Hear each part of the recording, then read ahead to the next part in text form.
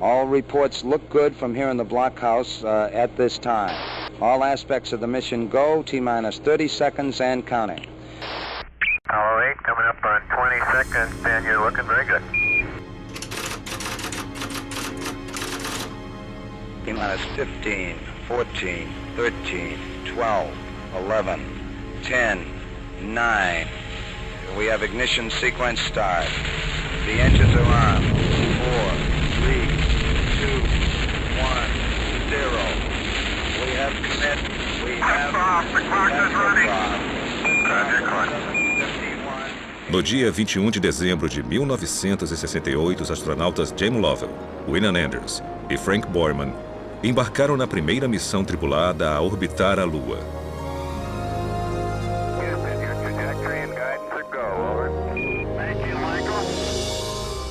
3 dias e quase 400 mil quilômetros depois, a tripulação do Apollo 8 se aproximou do destino. E no dia 24 de dezembro, véspera de Natal, a nave começou a última de suas 10 órbitas ao redor da Lua. Observando a superfície lunar, Borman, Lovell e Anders enviaram uma mensagem para o que era até então a maior audiência de televisão ao vivo na história. For all the people back on Earth, the crew of Apollo 8 has a message that we would like to send to you. In the beginning, God created the heaven and the earth. And the earth was without form and void, and darkness was upon the face of the deep. And the Spirit of God moved upon the face of the waters. And God said, "Let there be light." And there was light. And God saw the light, that it was good. And from the crew of Apollo 8, we close with good night, a Merry Christmas, and God bless all of you on the good earth.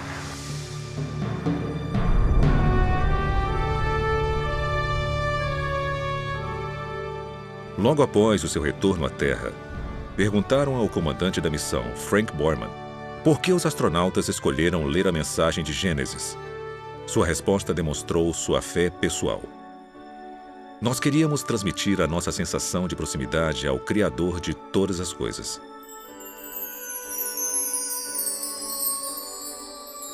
Essa não foi a primeira vez que o universo atraiu cientistas e exploradores para perto de Deus.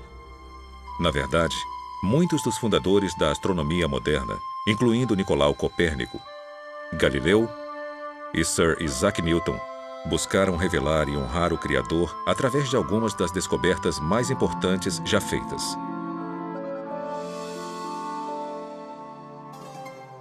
Essa motivação também inspirou Johannes Kepler, o matemático alemão que foi o primeiro a calcular o movimento planetário.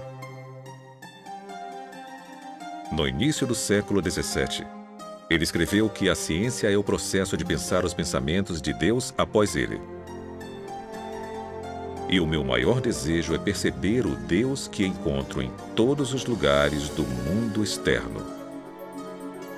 Eu já tive a intenção de me tornar um teólogo. Mas agora vejo como Deus é através de minhas descobertas, também glorificado na astronomia, pois os céus declaram a glória de Deus.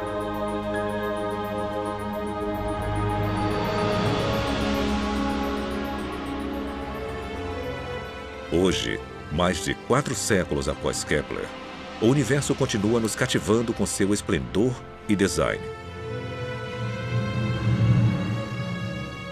É um espelho que reflete a maestria de Deus e uma voz que fala claramente toda noite sobre seu caráter e poder. Viajem conosco agora, na asa de algumas das tecnologias mais sofisticadas já criadas. E conforme percorremos distâncias inconcebíveis para observar vistas inesquecíveis, vamos sentir as verdadeiras maravilhas das mãos do Criador e as glórias de seu coração.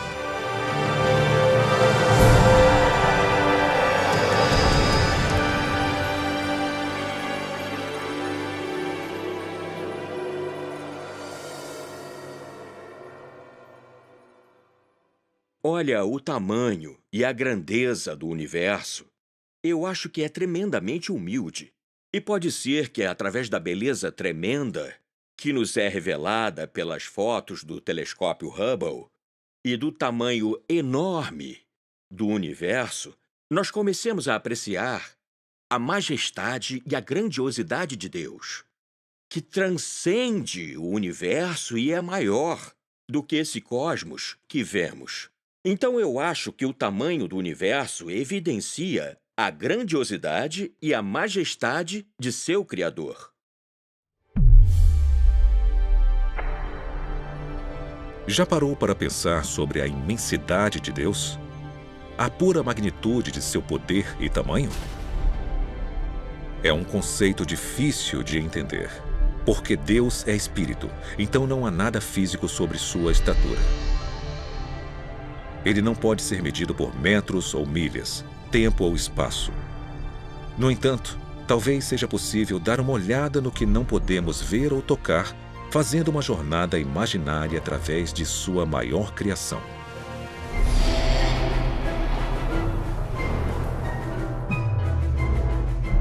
Esta nave vai nos transportar até o limite do universo observável, uma distância estimada de 430 bilhões de trilhões de quilômetros. Vamos viajar na velocidade da luz, mais de 290 mil quilômetros por segundo. A essa velocidade, poderíamos fazer no mínimo 600 órbitas completas ao redor da Terra, em menos tempo do que demoramos para comer uma pequena tigela de pipocas.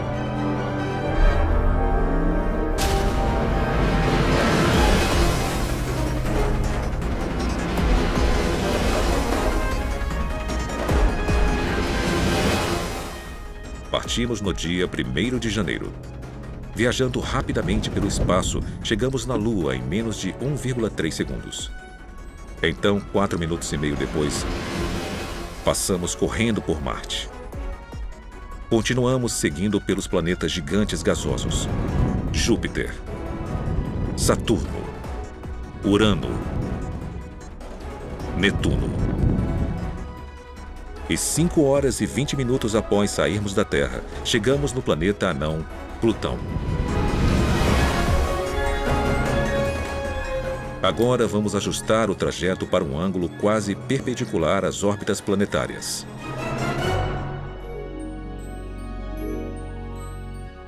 Atrás de nós, os limites da nossa vizinhança cósmica somem rapidamente.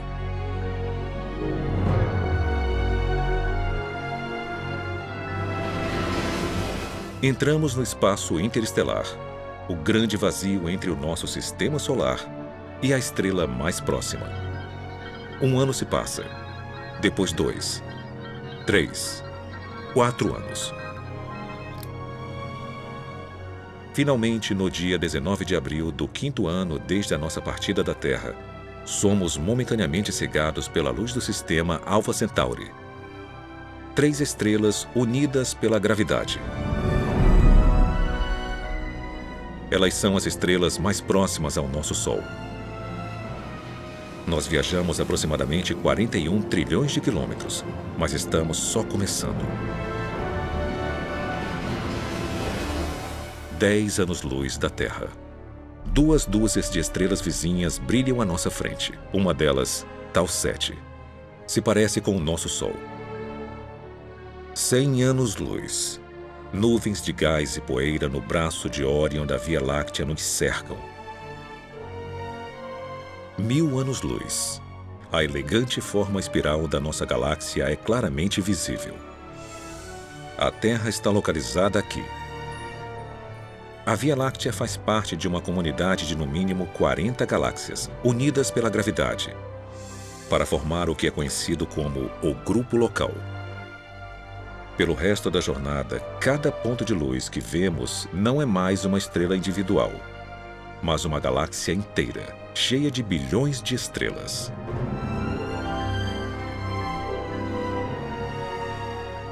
O nosso grupo local fica adjacente ao aglomerado de Virgo Cluster, uma grande concentração de aproximadamente 2.000 galáxias espirais, elípticas e anãs que emitem nuvens quentes de plasma e poeira.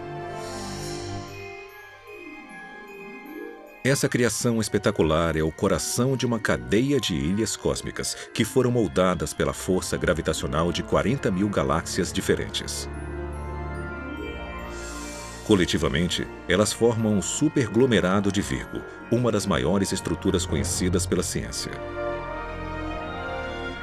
Mas conforme nos afastamos, essa cadeia rapidamente se perde entre várias formações de composição e tamanhos similares.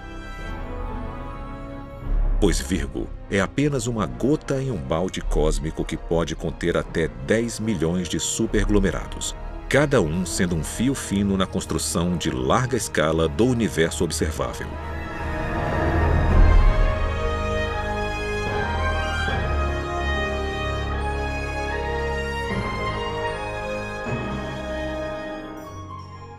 A nossa jornada nos transportou para 45 bilhões de anos-luz além da Terra, aos limites externos da descoberta científica. Uma grande teia de fios tecidos por cerca de 2 trilhões de galáxias e por estrelas mais numerosas do que grãos de areia em todos os desertos e praias do mundo. Então, qual é o tamanho de Deus?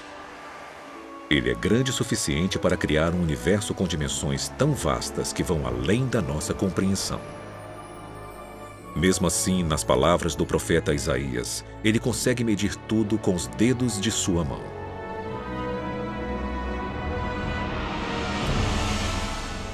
A magnitude do poder e do tamanho de Deus nunca poderá ser calculada pela matemática ou pela física, pois ele é onipotente, eterno e infinito.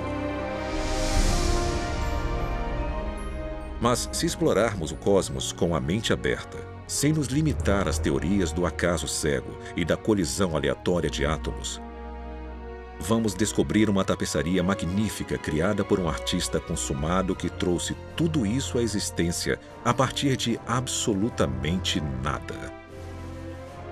Depois revelou vislumbres de sua identidade através da grandeza e do design de tudo o que fez. E qualquer um que já tenha olhado para um céu estrelado, as evidências da estatura e do caráter de Deus brilham mais forte do que a luz de 1000 estrelas.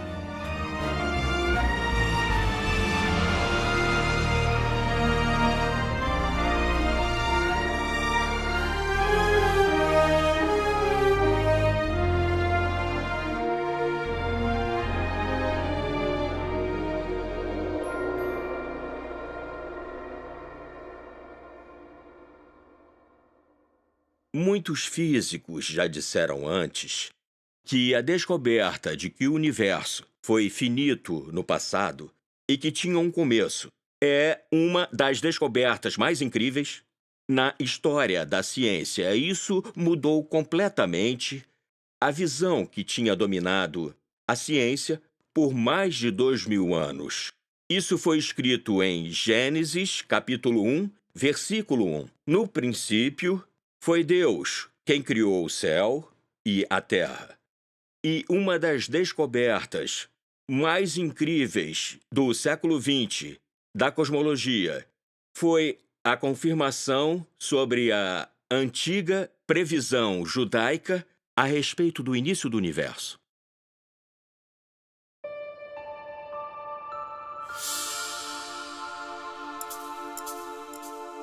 Durante os anos 1920, 2 descobertas mais importantes da história e da ciência foram feitas aqui, no Observatório Monte Wilson, acima de Los Angeles.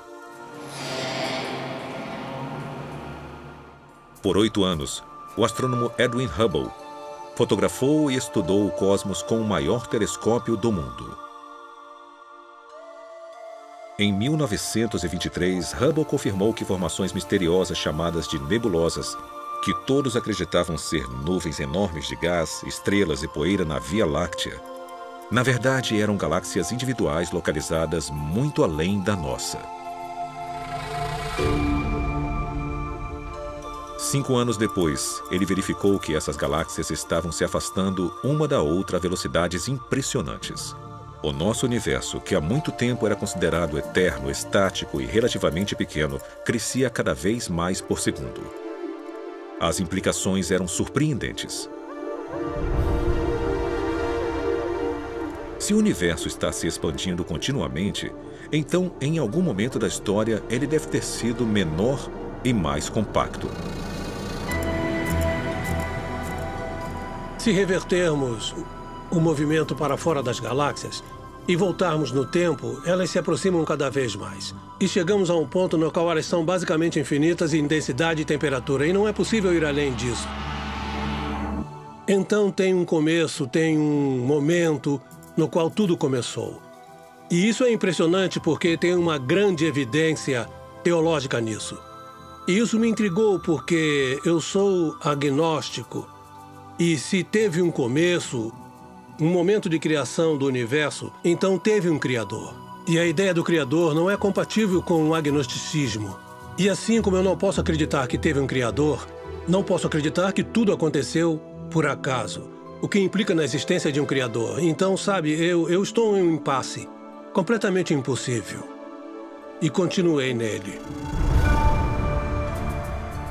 A incerteza de Robert Jastrow foi alimentada por várias descobertas que apontaram que o universo foi criado a partir do nada e era governado por leis de física e química primorosamente calibradas para garantir uma vida complexa.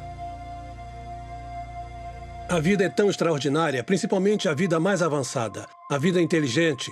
Seres conscientes são um fenômeno. De novo, eu acho qualitativamente difícil de acreditar que isso aconteceu por acaso. Por exemplo, pensa no seu cérebro. Mais de 1 quilo de massa. Ele contém 1 milhão de trilhão de sinapses, pelo que eu me lembro. Circuitos se abrindo e se fechando o tempo todo. É muito mais complicado do que a inteligência artificial mais avançada. E eu acho difícil de acreditar que tudo isso é questão de átomos e moléculas. Então eu tento encaixar no meu conceito de mundo a ideia de que há uma força maior de algum tipo que pode ser chamada de Deus ou de como você quiser. Mas eu não posso aceitar isso. Eu sou o que chamam de materialista na filosofia. Isso não significa que eu gosto de carros grandes. Os meus alunos sempre pensavam isso.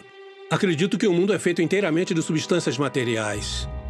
E quando você especifica essas substâncias, átomos e moléculas, e as leis pelas quais são comandadas, você já fez tudo, não tem mais nada para ser dito ou inserido no seu modelo de universo. E é isso que a minha ciência me diz. E bem, eu fui um cientista a minha vida inteira. Mas isso não me satisfaz. Na verdade, me deixa inquieto. Parece que falta alguma coisa. Mas eu não vou descobrir que coisa é essa durante a minha vida. Robert Jastrow morreu em 2008. Sendo fundador do Instituto Espacial Goddard da NASA e o diretor do Observatório Monte Wilson, ele ajudou a popularizar a astronomia ao redor do mundo. Em seu livro best-seller Deus e os Astrônomos, Jastrow descreveu o conflito filosófico entre o materialismo científico e as provas de um universo que teve um começo. Em vez de desmentir a existência de Deus, os astrônomos podem estar encontrando mais provas circunstanciais de que Deus existe, de que o universo começou repentinamente em um ato de criação. Para o cientista, que viveu com a sua fé no poder da razão, a história termina como um pesadelo. Ele escalou as montanhas da ignorância, está prestes a conquistar o pico mais alto, e conforme sobe a última rocha, é recebido por um grupo de teólogos que está lá há séculos.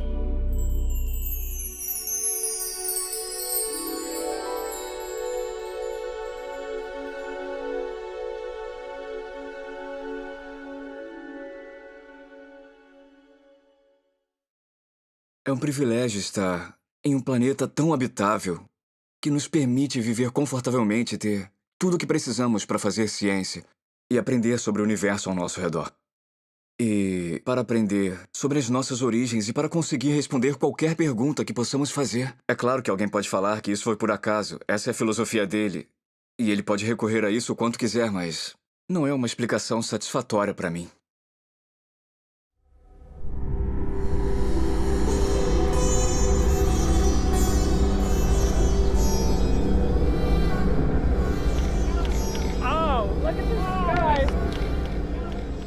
Isso começou com uma experiência em 1995. Eu fui observar o eclipse total do Sol na Índia. Foi meu primeiro eclipse total do Sol, foi um evento espetacular.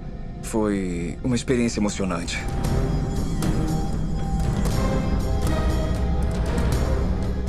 Seja um astrônomo que pode entender todo o fenômeno e prevê-lo em questão de 1 segundo em qualquer lugar da Terra, ou um nativo, todos ficaram maravilhados e reagiram da mesma forma a esse fenômeno incrível. Isso causou um grande impacto em mim. Por 51 segundos inesquecíveis, Guilhermo Gonçalves e milhares de pessoas viram maravilhados esse raro evento astronômico. Gonçalves depois refletiu sobre a beleza misteriosa que havia testemunhado no céu do norte da Índia e sobre os fatores que o tornaram possível.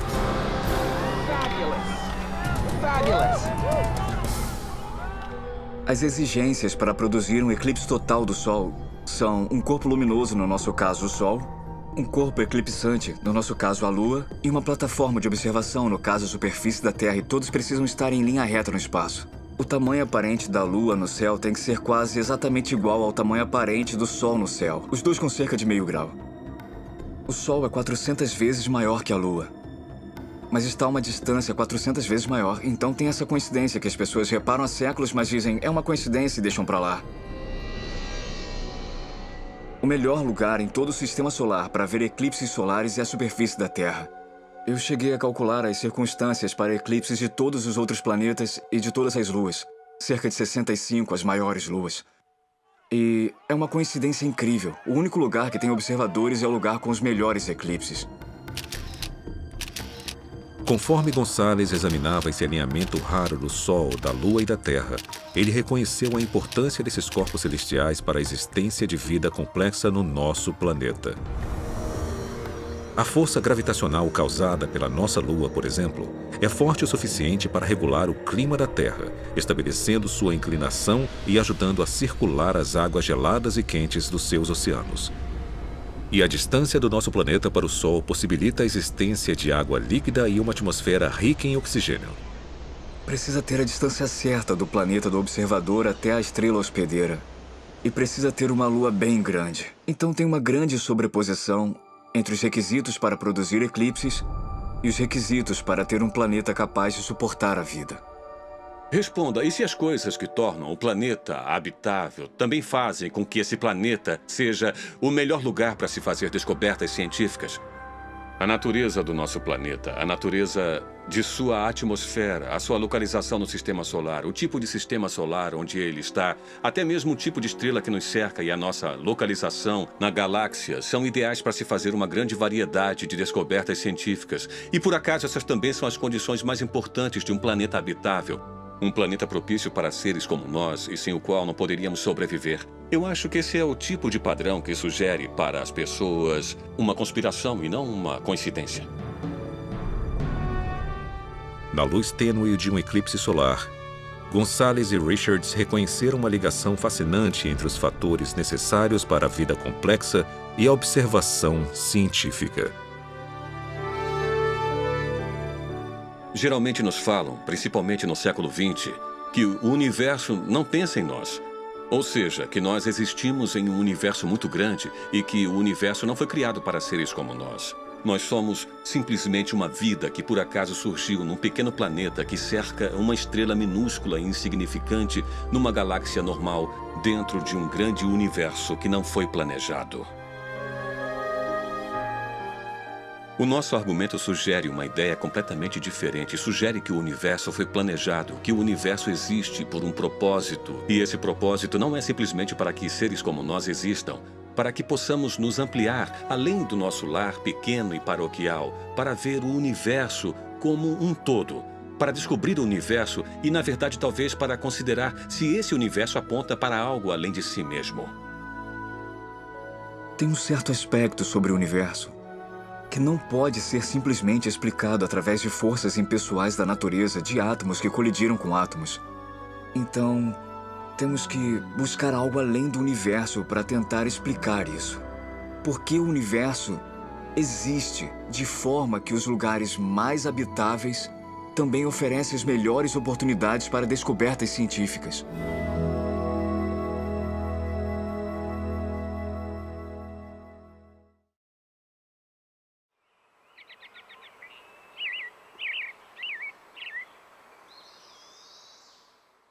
Nós criamos um mosaico do Sistema Solar usando fotos que tiramos com a Voyager e o colocamos na parede do auditório.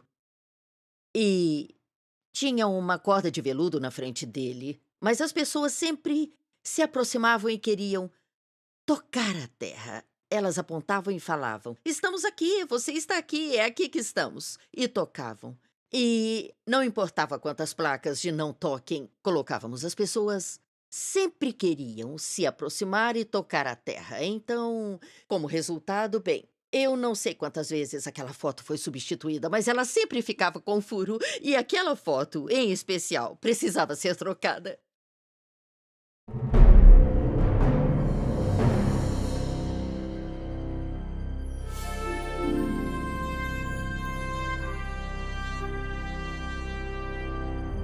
Em dezembro de 1980, a sonda Voyager 1 da NASA completou sua exploração histórica de Júpiter e Saturno. De todos os aspectos, a missão foi um grande sucesso. Por mais de 20 meses, a sonda não tripulada analisou e fotografou os 2 maiores planetas e suas luas, revelando uma variedade de informações sobre esses mundos misteriosos.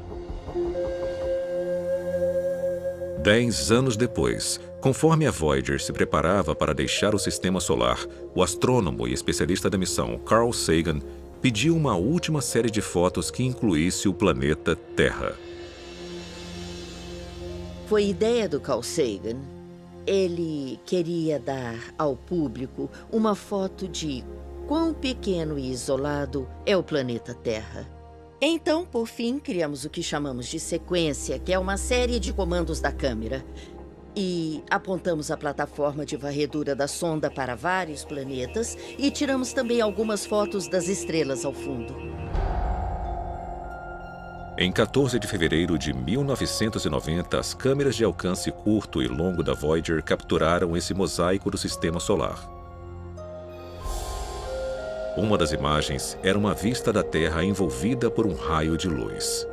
O nosso planeta, 5,95 bilhões de quilômetros de distância. É só um pequeno pixel brilhante. Não dá para ver os continentes ou oceanos. Sabe, a nossa casa está tão distante daqui. O pálido ponto azul conquistou a imaginação do mundo. E em 1994, Carl Sagan compartilhou suas reações à foto durante uma palestra na Universidade Cornell.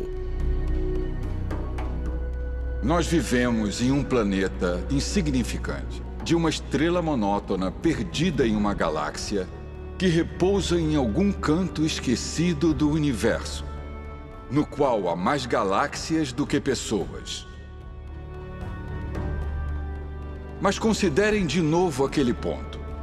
Ele é aqui. É o nosso lar. Somos nós. Nele, todo mundo que você conhece, todo mundo que você já ouviu falar, todo ser humano que já existiu e viveu sua vida. O conjunto de nossas alegrias e sofrimentos, todo herói e covarde, todo camponês e rei, todo casal jovem apaixonado, toda mãe e pai, toda criança esperançosa, todo inventor e explorador, todo professor de moral, todo astro, todo líder supremo, todo santo e pecador na história da nossa espécie. Todos viveram lá, em um grão de poeira suspenso em um raio de sol.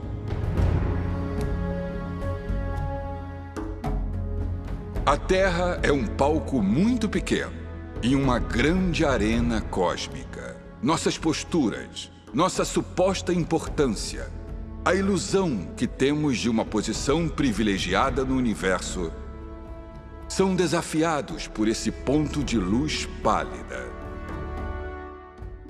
O nosso planeta é uma partícula solitária em uma grande e abrangente escuridão cósmica. Em nossa obscuridade, em toda essa grandeza, não há indícios de que chegará ajuda de outro lugar para nos salvar de nós mesmos. Parafraseando, Sagan diz que isso mostra a nossa insignificância cósmica. Nós não fomos planejados, nós não fomos criados, ninguém está cuidando de nós. Estamos por conta própria. Tá, então vamos pegar aquela foto de isolação e solidão e vamos compará-la à imagem bíblica da criação. E nessa visão teísta contrastante, nós fomos criados, nós fomos projetados, nós fomos planejados. Não estamos sozinhos. Essas duas visões da realidade vão levá-lo em direções bem diferentes. 3.000 anos antes de Carl Sagan ponderar sobre a significância dos planetas e das pessoas, Davi, o rei pastor de Israel, observou o céu noturno e achou respostas próprias. Elas estão registradas nos Salmos do Antigo Testamento. Ó Senhor, a tua glória é maior do que a dos céus. Quando vejo o céu noturno e vejo as obras dos teus dedos, a lua e as estrelas que tu preparaste, o que são meros mortais para que te lembres deles? Seres humanos para que cuides deles? Mesmo assim, pouco menor os fizestes do que os anjos e os coroastes com glória e honra. Tu examinastes o meu coração e sabes tudo sobre mim. Sabes quando me sento ou quando me levanto. Sabes os meus pensamentos, mesmo quando estou distante. Sabes o que vou falar antes mesmo que eu o fale. Tu andas na minha frente e me segues. Colocas tua mão de bênção em minha cabeça. Tal conhecimento é muito maravilhoso para mim, muito grandioso para que eu possa entender. Tu criaste o meu ser mais íntimo, moldaste-me no útero de minha mãe.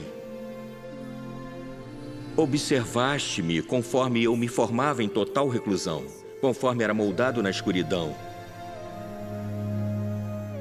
Os teus olhos viram o meu corpo não formado. Todos os dias ordenados para mim foram escritos em teu livro. Eu te louvo porque me fizeste de modo especial e admirável. Tuas obras são maravilhosas, disso tenho plena certeza.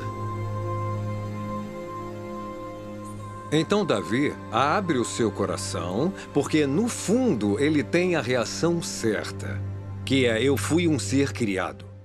Sou um produto de uma mente que construiu a mim e tudo isso. E apesar do fato dele ter construído coisas tão grandes e mais vastas do que eu, ele se importa comigo. Ele se importa comigo. Eu acho que a percepção do Carl Sagan é tão diferente porque o universo do Carl Sagan tem... Bem, de certa forma, Deus se foi.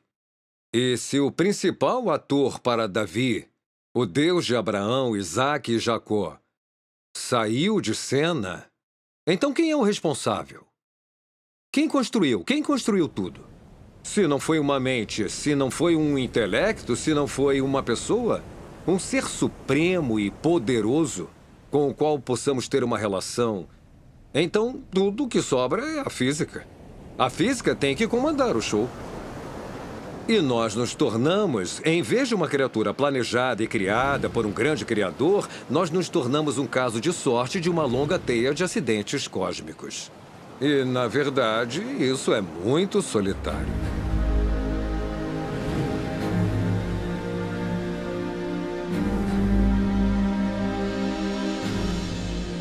Então, como devemos interpretar o pálido ponto azul e os passageiros que o chamam de lar? Será que estamos largados em uma partícula de poeira irremediavelmente perdida em um universo escuro e frio? Ou será que o nosso planeta, com sua atmosfera rica em oxigênio, abundância de água líquida, com seu clima temperado e localização ideal no sistema solar, com seu campo magnético geografia e dezenas de outros fatores que tornam a vida possível, é um produto magnífico de mente, propósito e plano? E se a Terra foi criada como um santuário para seres humanos, será possível nós existirmos por um motivo maior do que a mera sobrevivência? Talvez o nosso destino seja único no universo. E como Davi, podemos passar a nossa vida no pálido ponto azul pelo maior propósito de todos: para conhecer Deus e adorá-lo para sempre.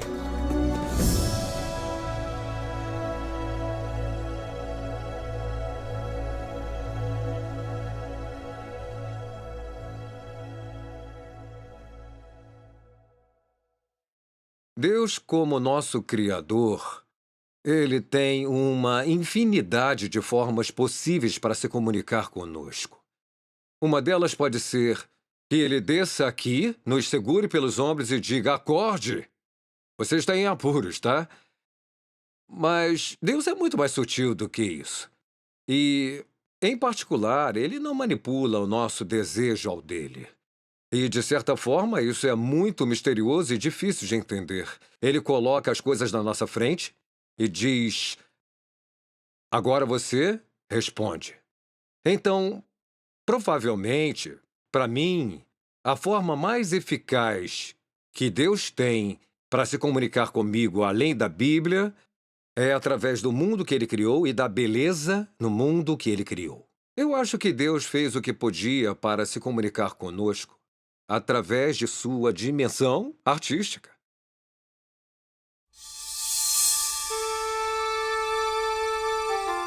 Elas estão entre as 7 maiores maravilhas naturais do mundo.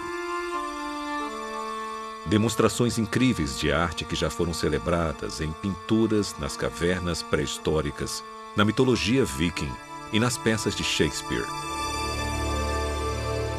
Em 1619, Galileu as nomeou de auroras, em homenagem à deusa romana do amanhecer. Hoje, também as chamamos de luzes do norte e do sul. No brilho etéreo desse fogo celestial, a beleza, o mistério e maravilha, tão evidentes através do universo, iluminam o céu polar desde a Islândia até a Antártica. Você fica intrigado com isso, fica curioso com isso. É lindo, é sutil, é interessante. Todas essas coisas se despertam. Uau! Então esse uau estimula o porquê, né? Por que aquilo está ali? O que está fazendo? O que causa isso?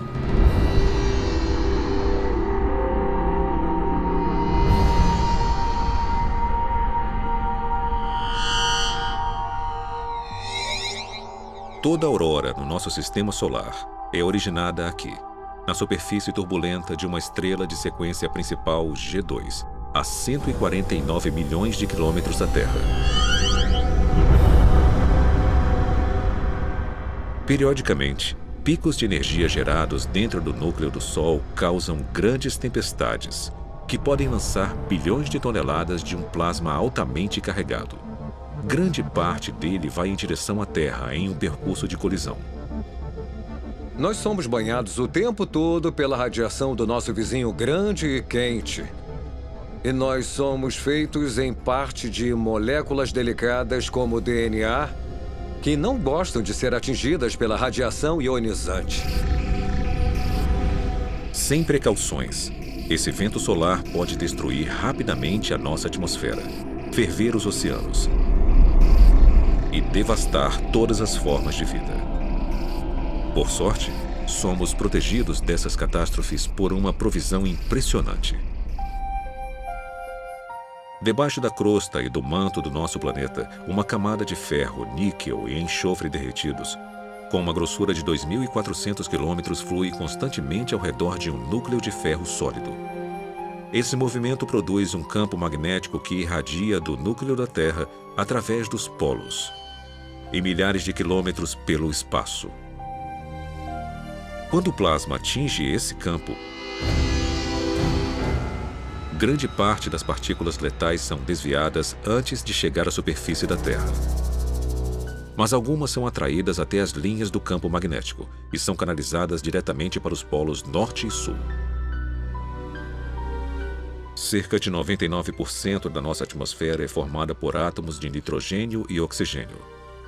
Esses componentes são eletricamente neutros. Assim que o plasma colide com um átomo, um elétron absorve a onda de energia e momentaneamente amplia sua órbita ao redor do núcleo. Então essa partícula supercarregada volta à posição e ao tamanho normais, liberando um único fóton, uma pequena onda de luz colorida. O processo é repetido pelo céu noturno.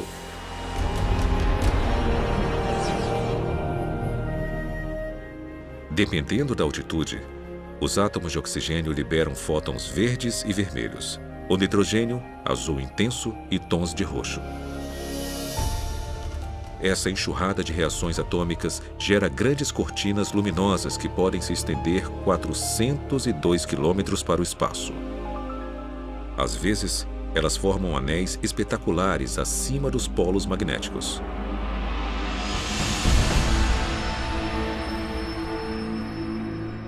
Ao orbitar a Terra na Estação Espacial Internacional, astronautas fotografaram as auroras e revelaram o seu esplendor misterioso, de formas nunca antes vistas. Essa beleza fala conosco eloquentemente sem dizer nenhuma palavra. Eu acho que a aurora por si só é um cartaz lindo e brilhante balançando. É uma mensagem, e ela diz: este planeta não foi um acidente, e o fato de vocês estarem nele não é um acidente. Deus nos deu um mundo que, se nós dermos alguma chance, ele testemunha de forma fiel a Deus. E esse testemunho, essa voz que nós ouvimos da natureza, fica mais forte e mais bonita quanto mais você a conhece. A sabedoria de Deus realmente é infinita e Ele criou um mundo com tantos detalhes interessantes. Admiração, majestade, maravilha, beleza, funções biológicas, integridade planetária, o papel do planeta como um todo para manter a vida. Se colocarmos as peças na posição, vamos seguir esse mistério de pista a pista. E eu acho que o que acontece, certamente no meu caso, é que você percebe que a Terra não é um lugar onde a vida pode simplesmente prosperar por acaso. Foi criado para ser um lugar onde a vida pode prosperar. Este planeta foi construído para ser habitável. Essa convergência de design funcional e beleza extraordinária, tão evidente no campo magnético da Terra, também é uma forma que Deus usa para se comunicar através de todas as facetas da criação.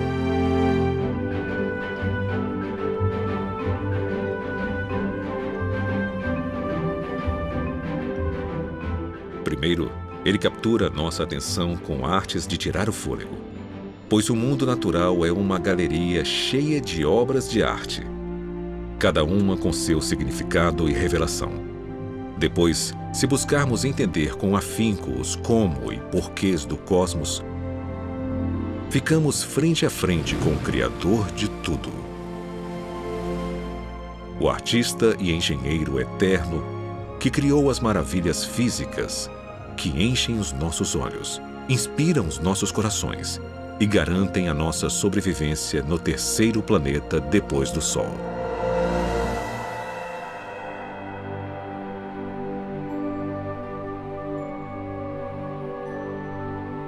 É elegante, é avassalador, é mais bonito do que podemos imaginar. A criação faz mais sentido para mim porque explica os padrões que vemos no universo e explica a origem da vida como sendo devido a uma inteligência que criou uma beleza e complexidade que não podemos encontrar em nenhum lugar. Acho que quanto mais aprendermos, mais complexas as coisas vão ser. Mas, ao mesmo tempo, eu acho que vamos encontrar os princípios subjacentes que nos farão ter uma visão da mente do Criador. E quanto mais aprendemos sobre isso, mais incrível vai ficar.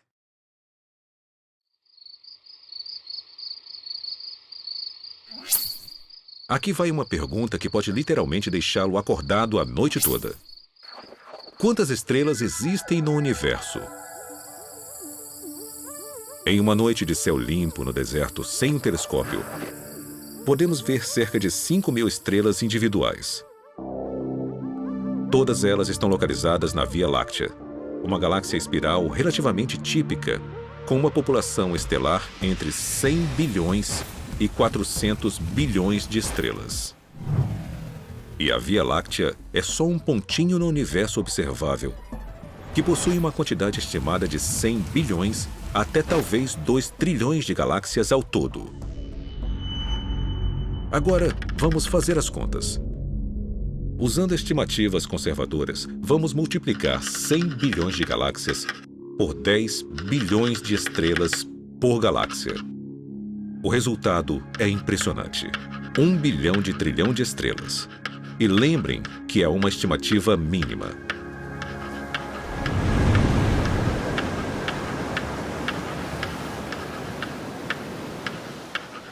Para compreender um número tão grande, precisamos de um contexto.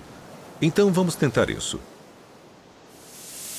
Há aproximadamente 135 mil grãos em 16 metros cúbicos de areia e 235 milhões em 28 mil centímetros cúbicos. Mesmo que seja quase impossível determinar a medida exata, os geógrafos estimam que haja aproximadamente 320 mil quilômetros de costa e 15 milhões de quilômetros quadrados de areia de deserto na superfície do nosso planeta. Usando estimativas como essas, os pesquisadores da Universidade do Havaí calcularam que, em todos os desertos e praias do mundo, há cerca de 7,5 vezes 10 elevado a 18, ou mais de 7 bilhões de grãos de areia individuais. De novo, uma estimativa como essa é só uma suposição. Então, considerando a dificuldade de realmente contar areia, vamos aumentar o cálculo havaiano por um fator de 10. Com isso, você conseguiria construir muitos castelos, mas é apenas uma fração do número total de estrelas. Porque quando comparamos as estimativas de areia às estimativas de estrelas, o número de estrelas excede o número de grãos de areia por pelo menos de 10 a 1. Mas talvez essa não seja a parte mais incrível desta história. Porque um único grão de areia, com um diâmetro de 1 milímetro, contém aproximadamente 500 bilhões de átomos individuais. Há mais átomos em um grão do que a quantidade total de grãos de areia na Terra, ou de estrelas em 1 bilhão de galáxias como a Via Láctea.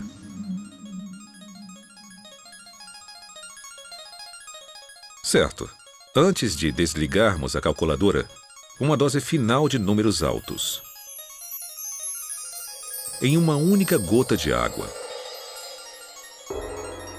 há cerca de 1,7 bilhões de trilhões de moléculas de H2O individuais. Ou seja, em algumas gotas grandes, o número total de moléculas pode superar o número total de estrelas em todo o universo.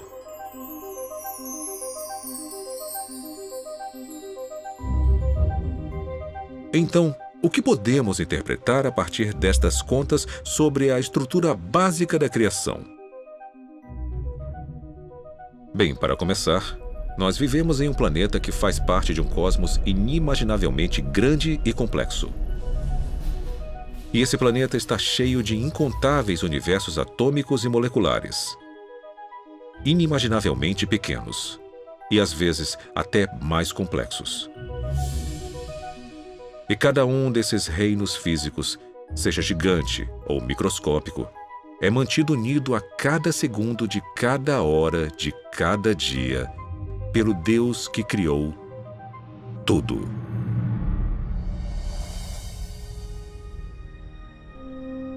Lembrem disso da próxima vez que forem procurar escaravelhos no deserto do Saara. ou quando forem acampar na América do Sul, sob o brilho surpreendente da Via Láctea. Ou quando estiverem no quintal, vendo o cachorro molhado lançar 10.000 universos líquidos em uma tarde de sol.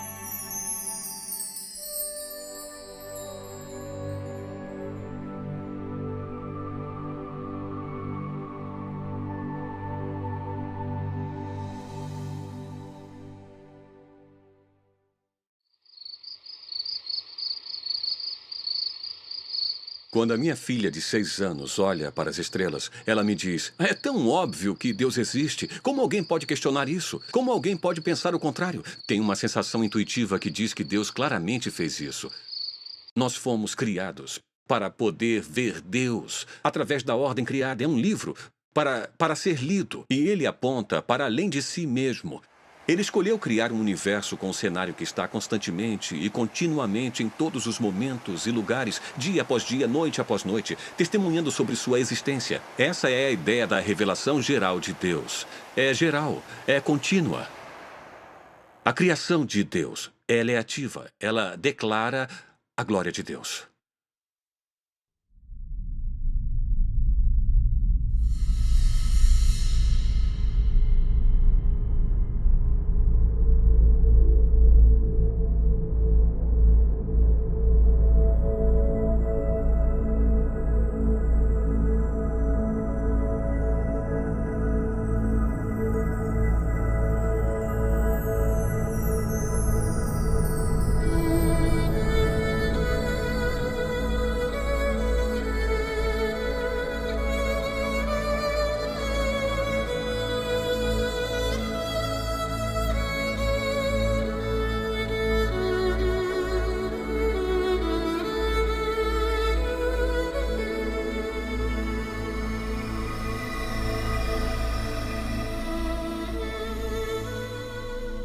Os céus declaram a obra de Deus. O firmamento proclama a obra de suas mãos.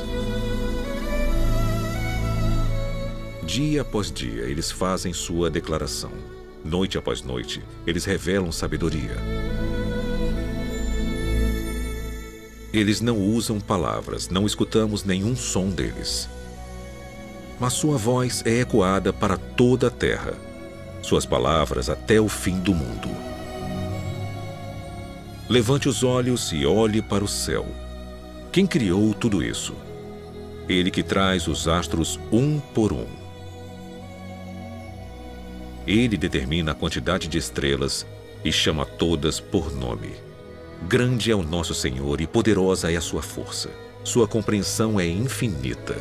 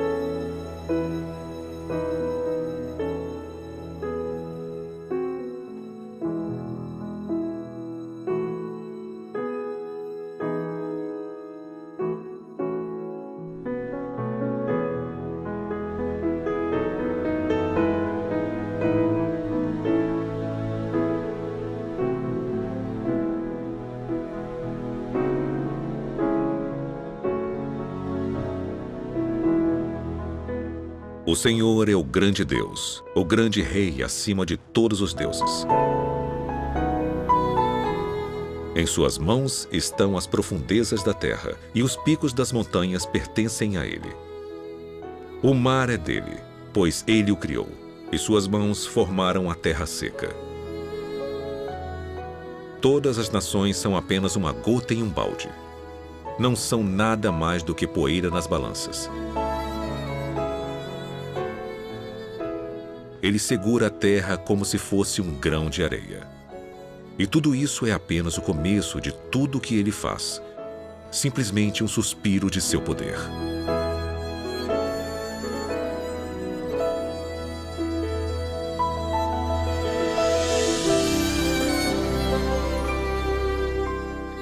venha ver as obras de Deus, que é incrível em seus feitos.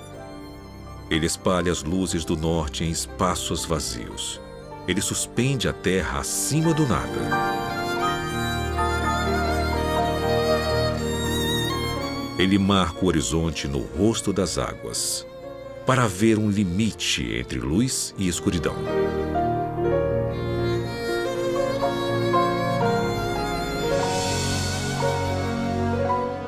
Os que vivem no fim da terra ficam maravilhados com seus feitos. Desde onde o sol nasce até onde se põe, tu inspiras gritos de alegria.